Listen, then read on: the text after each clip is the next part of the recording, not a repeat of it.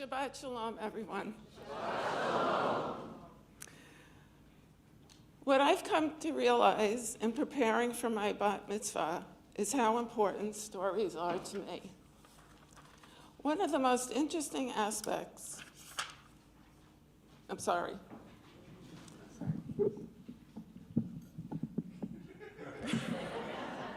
Okay, I'm going to start over. Shabbat Shalom, everyone. Oh, I feel so much better. Okay. What I've come to realize in preparing for my bat mitzvah is how important stories are to me.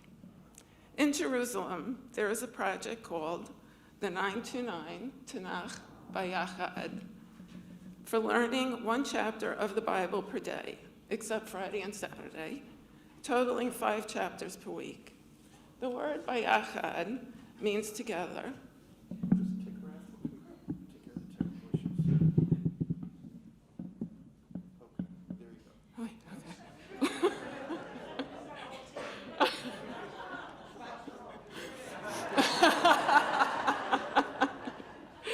Okay, the word Bayachad means together, and 929 refers to the total number of chapters in the Tanakh, the Hebrew Bible. One of the most interesting aspects of the 929 project is seeing how each chapter relates to the weekly portion, daily prayers, and on occasion, a special holiday reading. They all have connections to the stories that we read. As explained earlier in this Parshat Terumah, God gives Moses all of the instructions for building his portable sanctuary and ark. One of the lines in the Torah reminds me of my love of stories. In Exodus 25:16, God said to Moses, "V'natata el ha'aron et adut asher aten elecha," and deposit in the ark the tablets of the covenant, which I will give you. God's exacting instructions on how to build the ark mean to me that the Israelites should understand the importance of the tablets and that they should be protected. The tablets became the stories that all Jews, no matter where they are, hear every day, every week, every month, every year at the same time. What an amazing sense of connection this gives me.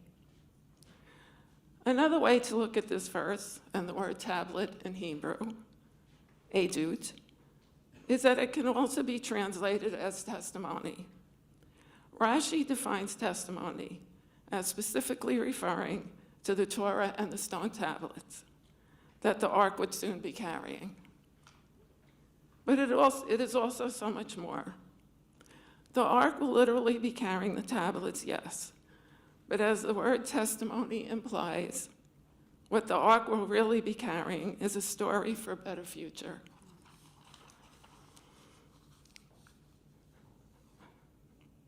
I grew up in a house full of family and friends.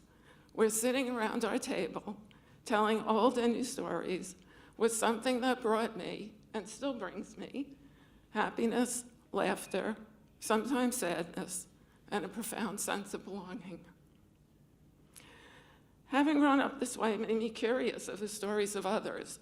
For many years, I had the good fortune and opportunity to travel all over the world for my job.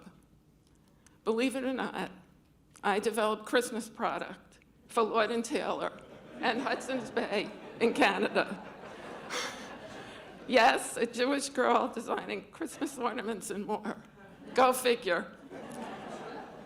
During very long car rides to factories located in the hinterlands of mainland China, where, as I like to say, I was a tourist and a tourist attraction at the same time.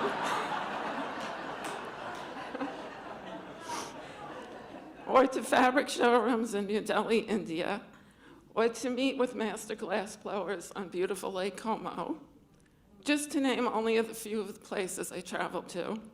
I built wonderful personal relationships with many of my vendors. 5 years after my retirement, some are still dear friends. I even went to a Buddhist temple in Taipei once to pray for continued good health and a husband.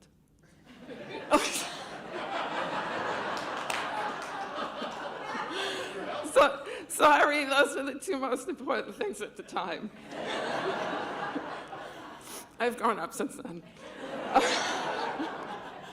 Only to be told by a monk that my fortune said, "You will like a ship that stops at many ports, but will not stay long at any of them." I'm not married yet, but knock on wood, I am healthy.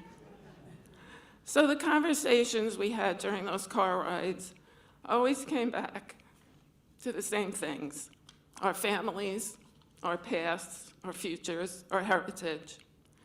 It was the curiosity and willingness to tell our stories that helped build our relationships. Sometimes the stories being told have embellishments, but no matter. What's important is that we are sharing them. For me, it's about the connection among us.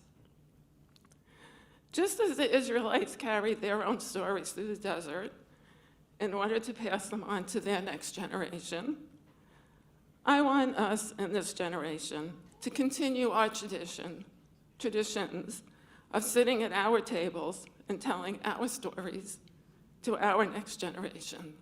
That is, giving and listening to testimony. I feel really blessed to have you here to create this story with me. And if you feel so inclined to share with others, even if you embellish it a bit, it's okay, because as you all know, we all love a good story. I love you all. Shabbat shalom.